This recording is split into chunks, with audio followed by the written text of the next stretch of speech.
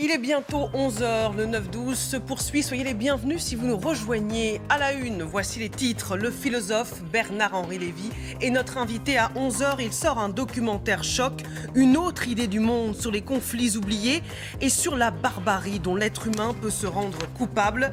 Cible d'Éric Zemmour dans son clip de candidature. Il nous dira ce qu'il répond à celui qu'il accuse de faire partie des bien-pensants. Et puis dans l'actualité de ce mercredi matin, il y a ces doutes du patron de Moderna sur l'efficacité du vaccin face au variant Omicron. Il va falloir l'adapter, ça va prendre plusieurs mois. Il sera l'invité de LCI ce soir chez David Pujada, ce sera à partir de 18h30. En France, le nombre de contaminations explose. On fait le point ce matin sur la situation à l'hôpital.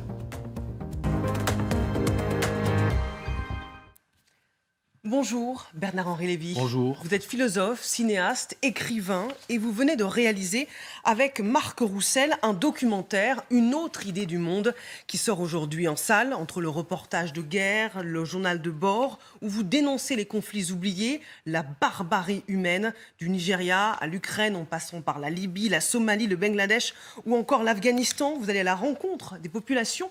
On va longuement en parler. Il y a des séquences chocs qui vont évidemment vous faire réagir. Mais on a d'abord envie d'avoir votre regard sur l'actualité. Vous êtes l'une des cibles d'Éric Zemmour, qui est désormais officiellement candidat à l'élection présidentielle.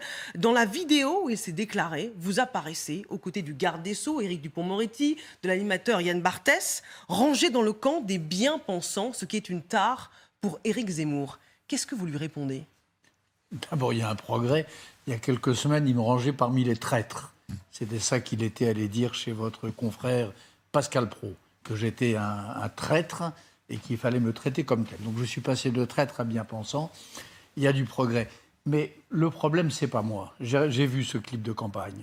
Moi, franchement, je n'ai aucune importance par rapport au bricolage et à l'usage qu'il fait de l'histoire de France. Le vrai scandale de ce clip, c'est ça.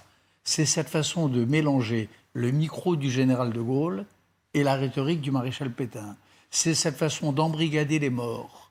Barbara, Georges Brassens, Jean Gabin. Mais enfin, qu'est-ce que c'est que ces façons ?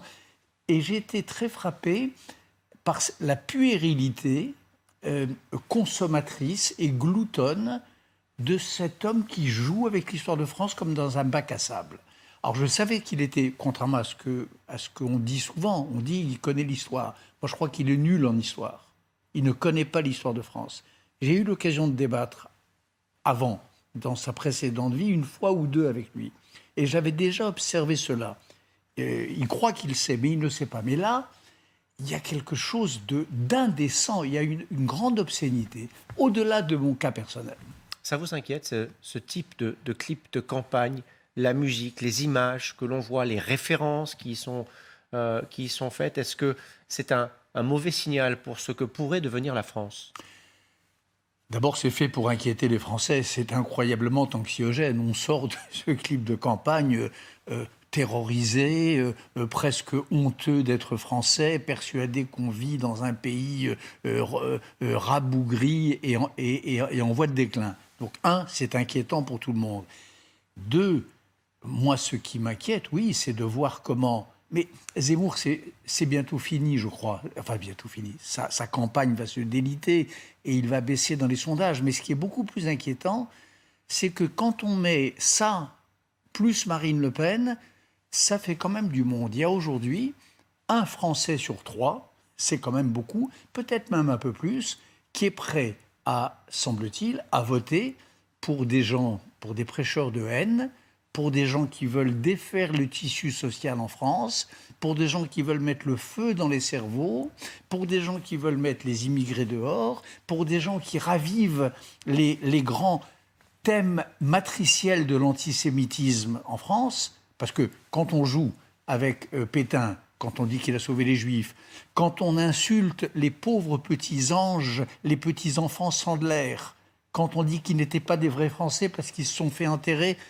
parce qu'ils ont été enterrés à Jérusalem, quand on réouvre le dossier de Dreyfus, qu'est-ce qu'on fait ? On ravive les braises du vieil antisémitisme français. La haine des migrants, cette espèce de cruauté insensée qu'ont ces femmes et ces hommes, parce que Marine Le Pen, c'est pareil.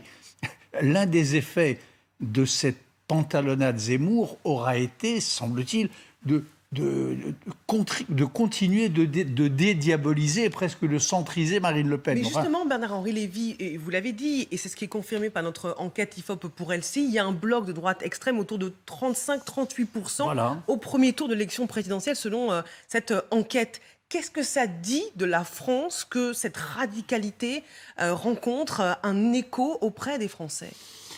Ça dit que la France, elle est aujourd'hui dans l'état où elle était il y a un peu plus d'un siècle, à l'époque de l'affaire Dreyfus. C'est inquiétant. Ça dit qu'elle est dans l'état où elle était au milieu des années 30.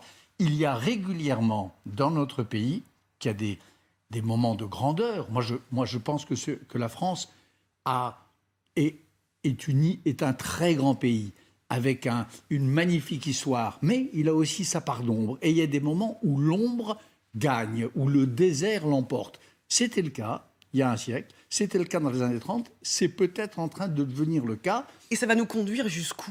Ça va nous conduire jusque rien si les candidats, si les hommes politiques démocrates et républicains se réveillent, impulse un autre ton à cette campagne, parle d'autre chose, arrête de considérer que la civilisation est en danger parce que quelques centaines de migrants se pressent aux frontières de la Pologne. Il faut arrêter avec ce discours de la cruauté et du rabougrissement. Sauf que la contagion, Bernard-Henri Lévy, elle se fait dans le sens inverse de celui que vous évoquez, c'est-à-dire qu'elle se fait des idées d'Éric Zemmour, de cette France que vous qualifiez de France des années 30, vers ce que l'on a coutume d'appeler les partis traditionnels. Je vois. Pour l'instant, c'est le cas. C'est la raison pour laquelle j'espère qu'il y aura sursaut.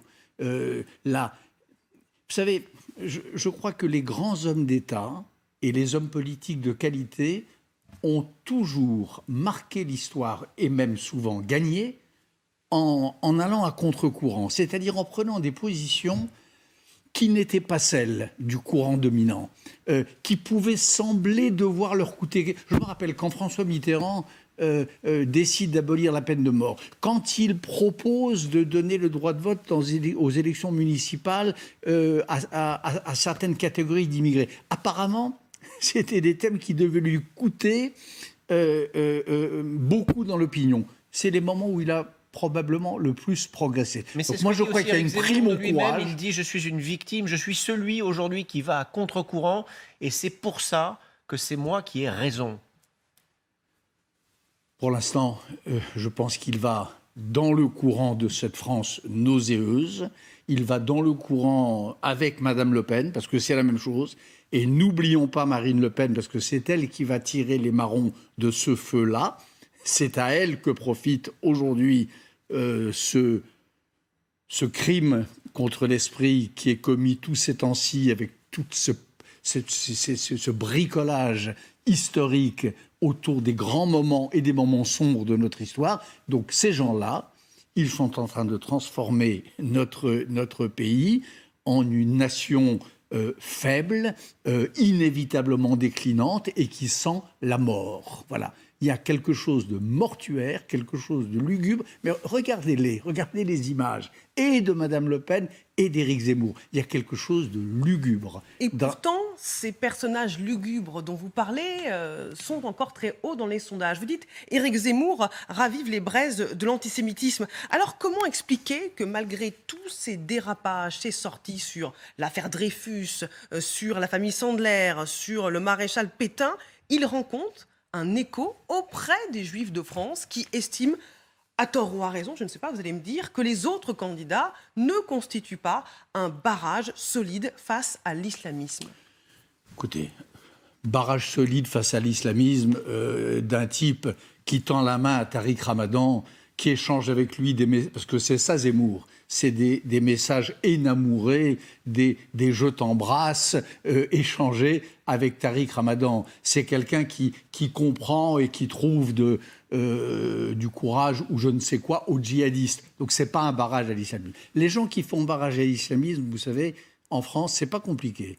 C'est ceux qui font barrage à Daesh sur le terrain. C'est ceux qui envoient des soldats au Mali. C'est ceux qui soutiennent les femmes afghanes qui marchent dans les rues dévoilées. C'est ça, ceux qui font rempart à l'islamisme. Ce n'est pas ceux qui jouent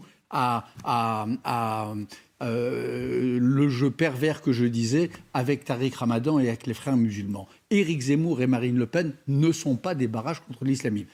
Jean-Marie Le Pen, je vous rappelle, c'est une autre époque, mais enfin, il est quand même l'auteur de cette phrase incroyable où il disait qu'il préférait, à l'époque des massacres en Algérie, des massacres commis par les islamistes, qu'il préférait la djellaba nationaliste au djinn cosmopolite.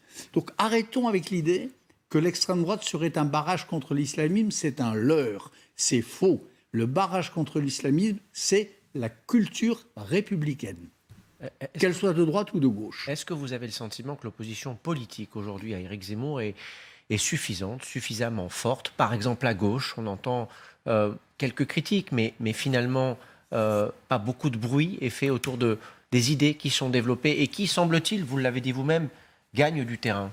Bien sûr, puisque la gauche aujourd'hui, elle est, pour l'instant, et je le regrette, elle est dominée idéologiquement par son extrême.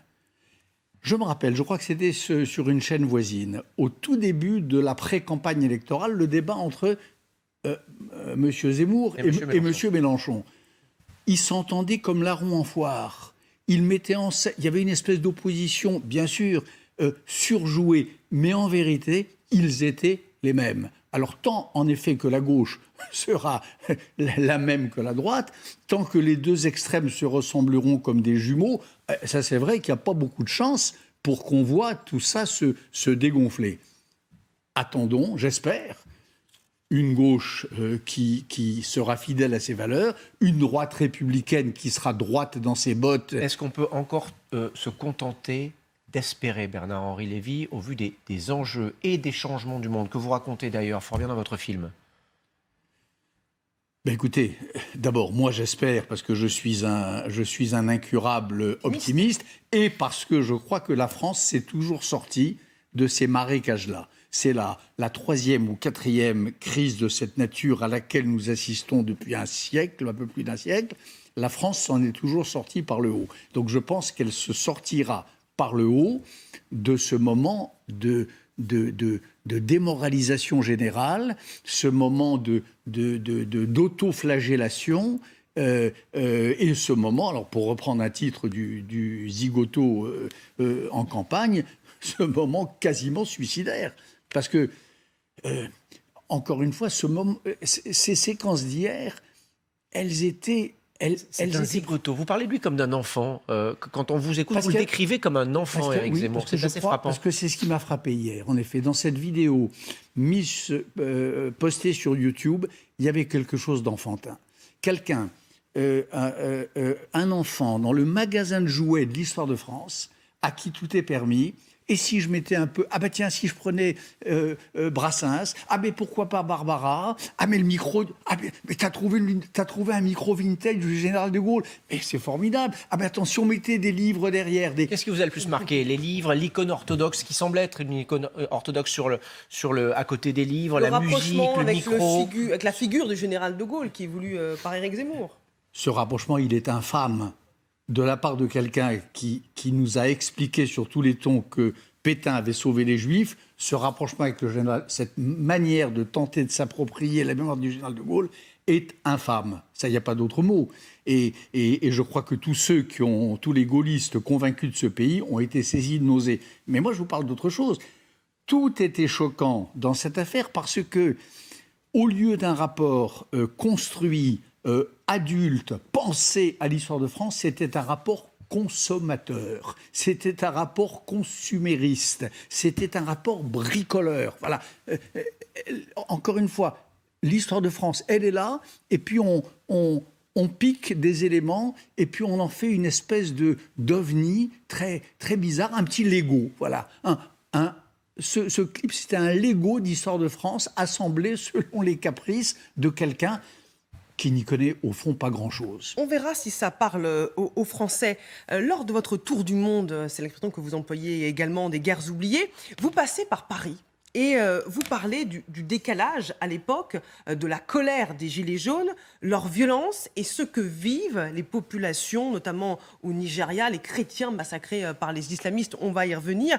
Et vous jugez cette colère dérisoire. Alors, c'est très compliqué de faire la comparaison entre des femmes qui sont massacrées par des barbares, il n'y a pas d'autre mot, et la colère des Gilets jaunes, mais cette misère sociale, elle existe aussi en France, et c'est peut-être pour ça qu'il y a cette montée de l'extrême droite. Oui, elle existe, mais on peut faire la comparaison quand même. Croyez-moi, quand on sort quand on vient de recueillir le témoignage d'une jeune femme, c'est l'ouverture de mon film, On va la voir, la séquence. qui s'est fait débiter le bras par un petit gang d'islamistes qui se sont chacun payé un morceau. Quand on sort d'un séjour au camp de Lesbos, qui est camp de migrants, qui est l'enfer sur terre, la déshumanisation absolue, quand on sort de ça, pardon, mais on ne peut pas ne pas faire la comparaison avec, en effet, une misère sociale certaine, mais enfin qui n'a rien à voir. Mais qu'est-ce que vous nous dites, que les Gilets jaunes sont des enfants gâtés ? Ce que je suis en train de vous dire, c'est non, pas que ce sont des enfants gâtés, mais que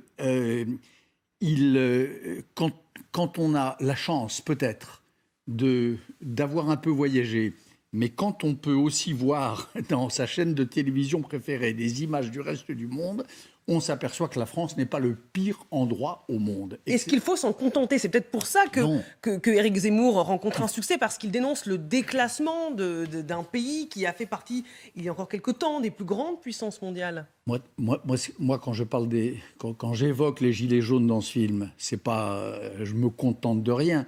Je dis simplement, c'est le lendemain du saccage de l'Arc de Triomphe, quand je reviens à Paris. C'est le lendemain de ces agressions incroyables contre les policiers français, les policiers républicains, qui sont aussi des gens qui vivent dans un malaise social, qui sont aussi des gens mal payés, qui sont fait traiter comme des chiens par les escadrons de certains des Gilets jaunes. Ben, pardonnez-moi, je suis choqué par le spectacle des policiers caillassés, je suis choqué par le spectacle de l'Arc de Triomphe envahi, et je suis choqué par le spectacle, c'est ça la scène, c'est ça le samedi, de ces commerçants dont la vie est ruinée parce que le malaise social a cru autoriser certains à détruire leur vie à coups de pierre. Et c'était il y a quasiment 2 ans, oui. jour pour jour. Pour revenir à votre film, voici des images. L'une des scènes dont on a parlé il y a quelques instants. Attention, attention, ces images peuvent choquer.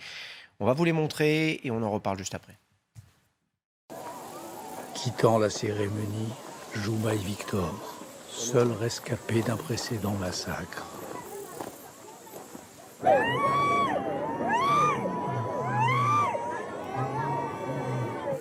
Comme elle était enceinte et que l'émir ne voulait pas voir l'éventrement, on lui a juste débité le bras à la machette comme à la boucherie.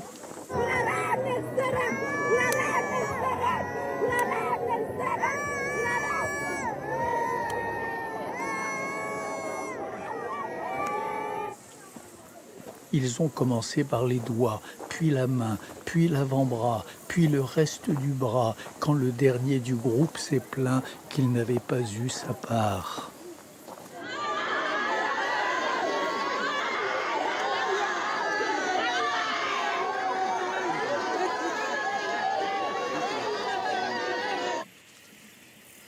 Elle vient se recueillir ici, sur la tombe de son mari, tué avec 4 de ses enfants sous ses yeux. Nous apprendrons pendant le tournage de ce film qu'elle a fini machetée à son tour par le rejoindre dans la tombe. Voilà, il y a le Nigeria, il y a l'Afghanistan, la Somalie, le Kurdistan, et vous retournez au Bangladesh aussi. Dans toutes ces guerres, tout ce que vous avez vu, tout ce que vous avez vécu, qu'est-ce qui vous a, vous, le plus marqué ? Ce qui m'a le plus marqué, c'est dans ces lieux de misère extrême, c'est la dignité que conservent les victimes. Voilà, ces femmes et ces hommes dont la mort elle-même, à qui leur propre mort est retirée, qui vont mourir sans tombe, sans nom, et même sans nom, on ne sait même pas très bien combien de chrétiens sont morts au Nigeria, le fait qu'ils restent debout, qu'ils restent aussi dignes et qu'ils conservent en eux cette flamme d'espérance, moi c'est ça qui m'a le plus impressionné. Par parenthèse, ces images, c'est les images d'ouverture du film. Je suis surpris que c'est une histoire énorme. Ce massacre des chrétiens du Nigeria, massacre sur grande échelle, commis par Boko Haram et par des milices affiliées à Boko Haram qu'on appelle les milices Foulani. Ça n'intéresse personne. Moi, je vois des gens de la manif pour tous, de sens commun, etc. Je les entends pas là-dessus. Je les entends nous parler des vaccins, je les entends nous parler d'un tas de choses. Mais mon Dieu, qu'attendent-ils pour s'occuper, pour se soucier de ces chrétiens du Nigeria? Qu'attendent-ils pour les aider à reconstruire leurs églises? Moi, j'ai traversé des villages entiers où Boko Haram avait rasé les villages, avait détruit de fond en comble les églises. Mais qu'attend-on pour leur tendre la main? Au chapitre des abandons, je voudrais qu'on parle de l'Afghanistan. Vous y allez dans ce documentaire, vous vous y rendez avant que les talibans ne reviennent au pouvoir, avant le départ des troupes américaines. Et vous avez cette phrase, à l'époque, on a encore le droit d'écouter de la musique, de chanter, de faire son travail de journaliste. Et vous parlez des femmes. Et vous dites, ces femmes, que si l'Amérique et l'Europe s'en vont pour toujours, seront mises en cage par les islamistes. C'est exactement ce qui s'est passé. Avons-nous abandonné les femmes afghanes? On les a trahis, plus qu'abandonnés, on les a trahis, on les a encouragées à se libérer. Et quand elles l'ont fait, on les a trahis, et de manière totalement incompréhensible. Parce qu'en effet, j'ai passé du temps. L'Afghanistan, moi, j'y vais depuis 40 ans. Je connais assez bien ce pays. Et j'y suis retourné juste avant le départ des Américains. Et ce départ est incompréhensible. La façon dont on a livré ce pays aux talibans, la façon dont on a construit de toutes pièces une sorte d'État Al-Qaïda, parce que c'est ça qui se passe. En Afghanistan aujourd'hui, on a un émirat islamique Al-Qaïda, construit de toutes pièces, qu'on a livré sur un plateau d'argent. Tout ça est inexplicable. Et c'est ça que raconte ce film. Un dernier mot peut-être sur la Libye, Bernard-Henri Lévy. Vous avez activement contribué à la chute du dictateur Kadhafi. Aujourd'hui, il y a une séquence très forte dans votre film où c'est une course-poursuite en voiture, on vous tire dessus. Enfin, c'est véritablement très impressionnant. Malgré tout, les répercussions de ce qu'il s'est passé en Libye pour le pays, évidemment, pour l'ensemble de l'Afrique, je pense au G5 Sahel, je pense aussi à l'Europe avec les répercussions terroristes internationales. Est-ce qu'aujourd'hui, vous avez des regrets? Est-ce qu'aujourd'hui, vous feriez les choses différemment? Non, je les ferai de la même manière. Et je vais vous dire, les vraies répercussions, la vraie source de terrorisme, le vrai foyer où Daesh est né, les vrais mouvements migratoires incontrôlés, d'où ils viennent? Pas de la Libye où nous sommes intervenus. Ils viennent de la Syrie où nous ne sommes pas intervenus. Le vrai foyer de chaos. Mais vous n'avez pas l'impression que ce pays a été livré à lui-même avec toutes les conséquences, évidemment, que ça a eu après? Oui. C'était il y a 10 ans, en 2011, je crois. Je pense que ce qu'on a fait en 2011 était très bien, que le problème, c'est que les démocraties n'ont pas eu assez d'esprit de suite. C'est-à-dire qu'il y a quelque chose qui s'appelle la construction d'une nation à quoi nous aurions dû collaborer, contribuer davantage. Mais moi, si j'ai un remords, c'est pas que la France et les États-Unis et la Ligue arabe soient intervenus en Libye, c'est qu'elles ne soient pas intervenues en Syrie. Le vrai drame, la vraie honte de nos générations, la vraie tâche sur notre histoire contemporaine, c'est Bachar al-Assad. C'est les enfants gazés de la banlieue de Damas. C'est ce président américain, Barack Obama, qui dit il y a une ligne rouge, c'est le gazage des populations. Et quand la ligne rouge est franchie, il fait 2 petits tours du jardin de la Maison-Blanche, il rentre, il revient, puis il dit après tout, c'est pas grave, on passe l'éponge. La vraie honte, elle est là, avec toutes les conséquences en chaîne dont vous parlez. Daesh est un enfant de Bachar al-Assad.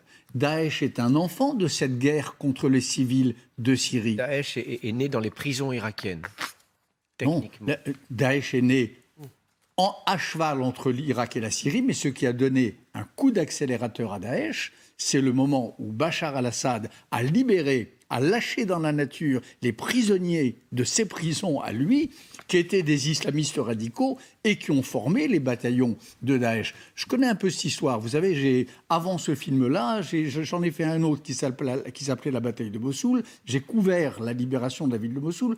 Je connais un petit peu ça. Donc, le vrai remords que nous devrions tous avoir, c'est d'avoir laissé ce boucher, ce criminel contre l'humanité, libre de commettre ses forfaits. Merci. Avec Vladimir Poutine en fond de décor. Vous allez soutenir un candidat à la présidentielle ? Je soutiendrai celui des candidats à la présidentielle qui parlera des chrétiens du Nigeria, qui parlera de la façon dont on résiste à Poutine et qui nous dira comment on empêche Erdogan de déstabiliser l'Europe. C'est dit. Merci Bernard-Henri Lévy d'être venu. Je rappelle le documentaire choc que vous sortez, Une autre idée du monde. Merci beaucoup. Merci. Vous restez avec nous à suivre la crise sanitaire qui inquiète en France. La situation s'aggrave, nous dit Olivier Véran, à l'heure où les cas de contamination grimpent. Selon l'OCDE, le variant Omicron pourrait représenter une menace pour la reprise économique. A tout de suite.